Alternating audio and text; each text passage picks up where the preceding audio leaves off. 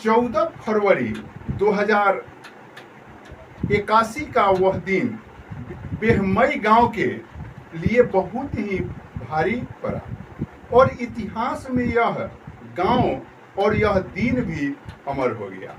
तो 14 फरवरी 2081 में जो है उस गांव में एक शादी समारोह होती है और उस शादी समारोह के दिन डाकू जो है पुलिसिया वेशभूषे में उस पूरे गांव को घेर लेती है और जब पूरे गांव घेरा जाता है उसके बाद में पुलिस जो है एक दरवाजे पर पहुंचती है जहां एक शादी समारोह होने वाला होता है और वहां आकर के पुलिस जो है वह डाकू जो है पुलिस के रूप में जो डाकू है वह डाकू जो है यह बात कहता है कि लाला राम कहाँ है, लाला राम कहाँ है, लेकिन वहां उनका पता कोई नहीं बतलाता है और वह डाकू जो है घर से तमाम लोगों को निकाल करके और बाहर एक जगह पे खड़ा कर देती है और खड़ा करा करके उनके साथ उन्हें परेड भी कराती है, उठक बैठक भी कराती है और एक एक करके तमाम लोगों को गोलियों से भून देती है और देखते ही देखते वहां 22 लोगों की हत्या हो जाती है और इतिहास में यह दिन सदा सदा के लिए अमर हो जाता है और पूरे प्रशासनिक व्यवस्था से लेकर सरकार तक हिल जाती है। यूपी में उन दिनों जो है वीपी सिंह की सरकार थी, वीपी सिंह मुख्यमंत्री थे और सेंट्रल में जो है इंदिरा गांधी सरकार में थी। तो राज्य से लेकर सरकार सेंट्रल तक की सरकारें हिल जाती है। इस घटना को अंजाम जो है फूलन देवी देती है और फूलन देवी पूरे भारत में इतना मशहूर होती है कि उसके नाम मात्र से ही लोग डरने लगते हैं। तो आखिर क्या है यह कहानी? क्यों फूलन देवी ने उन 22 ठाकुरों को एक साथ गोलियों से छलनी कर दिया? क्यों फूलन देवी डाकू बनी? आखिर क्या कहानी है फूलन देवी का? इन तमाम कहानियों को मैं आपको इस वीडियो में विस्तार से बताऊंगा। तो नमस्कार मित्रों, मैं हूं भागीरथ ठाकुर, आप देख रहे हैं यूट्यूब चैनल भागीरथ ठाकुर। तो दरअसल जलौला जिले के गोहरा गांव में 10 अगस्त 1963 को एक बच्ची जन्म लेती है। देवी दीन के घर एक बच्ची जन्म लेती है। जब वह बच्ची जन्म लेती है तो उल्लास के जगह मातम होता है, क्योंकि जब लड़का जन्म लेता है गरीबों के घर में तो वहाँ उल्लास होता है और लड़कियां जन्म लेती थी तो मातम होता था, क्योंकि उसका लालन पालन से लेकर पालन पोषण से लेकर के और शादी ब्याह तक के खर्च और एक दूसरे तरफ गरीबी। इसलिए जब फूलन देवी का जन्म होता है 10 अगस्त 1963 को तो उनके घर में मातम होता है और दिन बढ़ने लगता है, वह बच्ची सियानी होने लगती है और देखते ही देखते समय गुजर जाता है, 10 साल का समय हो जाता है। वह बच्ची बचपन से ही रोसीले तेवर की होती है और जब 10 वर्ष की होती है तो उसे पता चलता है कि उसके पिता के जमीन को उसके चाचा ने हड़प लिया है। तो वो अपने चाचा से भिड़ जाती है और चाचा के बेटे को सर पर ईंट से वार भी करती है और उस जमीन पर, जिस जमीन को उसके चाचा ने हड़प लिया था, उस जमीन पर अनशन भी करती है। और ये तमाम चीज जब उसके रोष को प्रदर्शन करने लगता है तो उनका पिता जो है घबरा जाते हैं, कारण कि एक तो गरीबी, दूसरे में लाचारी। उनके पिता घबरा जाते हैं और 11 साल के उम्र में ही उस लड़की के से 30 साल के ज़्यादा उम्र के लड़के से शादी कर दिया जाता है।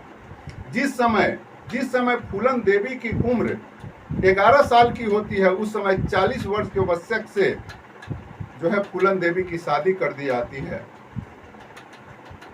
और जब शादी करके फूलन देवी अपने मायके फूलन देवी जब अपने ससुराल जाती है तो वह जो है 40 साल का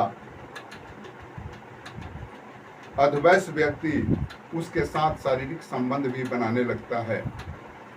और देखते ही देखते फूलन देवी का तबीयत खराब होने लगता है और इस तरह से कुछ ही दिन बाद वह मायके रिटर्न आती है। जब मायके आती है तो मायके में भी उसे सुकून नहीं मिलता है, मायके में भी उसे अस्थिर से नहीं रहने दिया जाता है। और कुछ ही दिनों के बाद फिर उसका भाई जो है फिर उस पति के घर पहुंचा देता है। जब वह पति के घर जाती है तो देखती है कि वहां उसका पति दूसरा शादी कर लिया होता है और वहां फिर उसे बहुत ही दुख का सहन करना पड़ता है, बहुत ही दशा का सहन करना पड़ता है। और अंततः एक दिन उसका पति और उसका दूसरी पत्नी जो है मार पीट करके फूलन देवी को घर से निकाल देती है। अब फूलन देवी के दिमाग में यह बात होता है कि आखिर मैं जाऊं तो जाऊं कहाँ, यहाँ पति के घर से भी निकाली गई और पिता के घर में भी हमें शांति नहीं मिलती है। लेकिन कहते हैं कि लड़की के लिए या तो ससुराल और नहीं तो मायके का दो ही जगह होता है। और किसी तरह वह दबी मन से अपने मायके की ओर प्रस्थान की और दबी मन से वहाँ किसी तरह समय काटने लगी। इसी बीच जो है उनको कुछ डाकुओं से संपर्क होता है और कुछ डाकू से जब संपर्क होता है तो उन लोगों के साथ इनका जाना आना शुरू हो जाता है। और देखते ही देखते जो है वो बंदूक वगैरह चलाना भी सीख जाती है।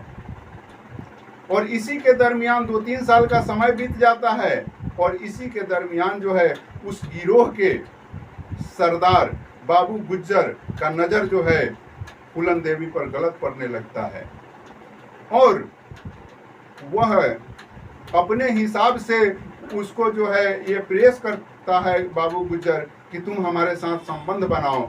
लेकिन फूलन देवी जब इस बात को एक्सेप्ट नहीं करती है तो बाबू गुज्जर जो है उसके साथ जबरन संबंध बनाने लगता है और बनाता भी है।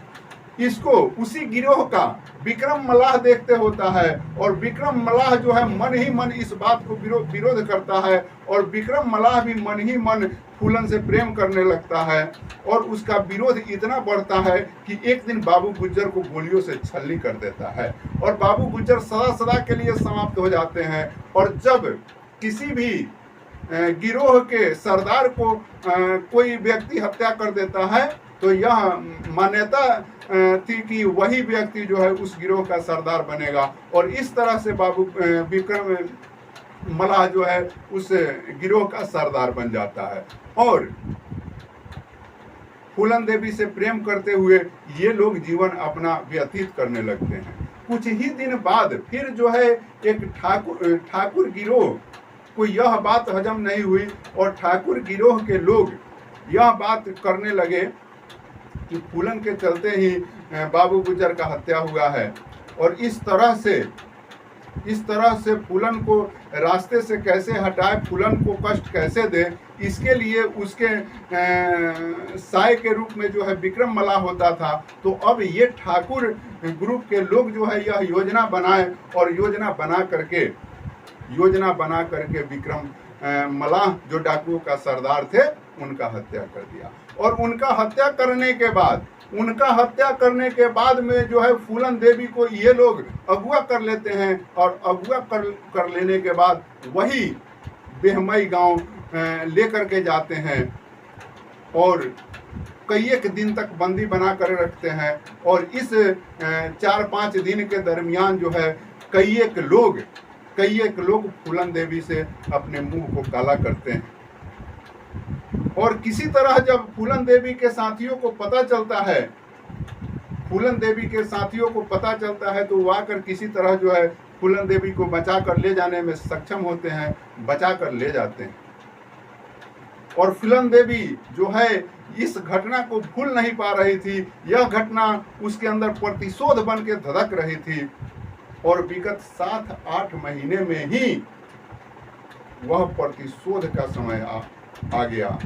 इससे पहले फूलन देवी जो है पूरे मलाह समाज को, डाकुओं में जो मलाह का ग्रुप था उसको बुला करके और उस ग्रुप का एक ग्रुप बनाई डाकुओं का, और उसका सरदार स्वयं जो है फूलन देवी बन गई।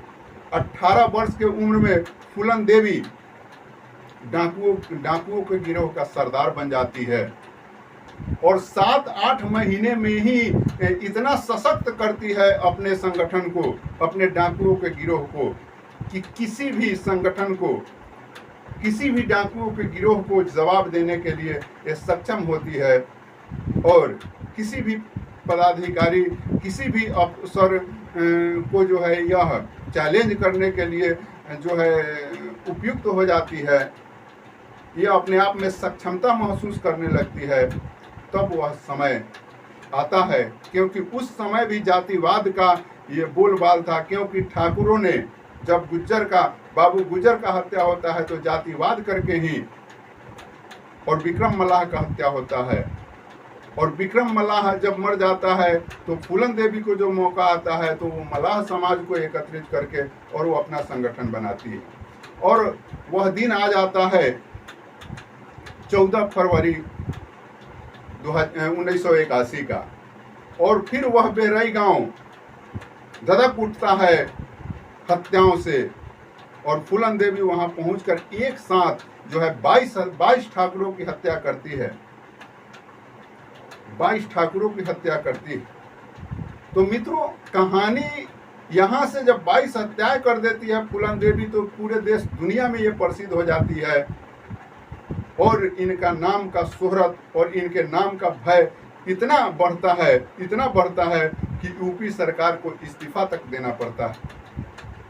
और इस तरह से समय बढ़ने लगता है, और बाद में जो है सरकार के प्रयास से जो है फूलन देवी जो है आत्मसमर्पण भी करती है, और मुलायम सिंह यादव के प्रयास से जो है वह जेल से भी निकलती है और एमपी तक का भी सफ़र पूरा करती है।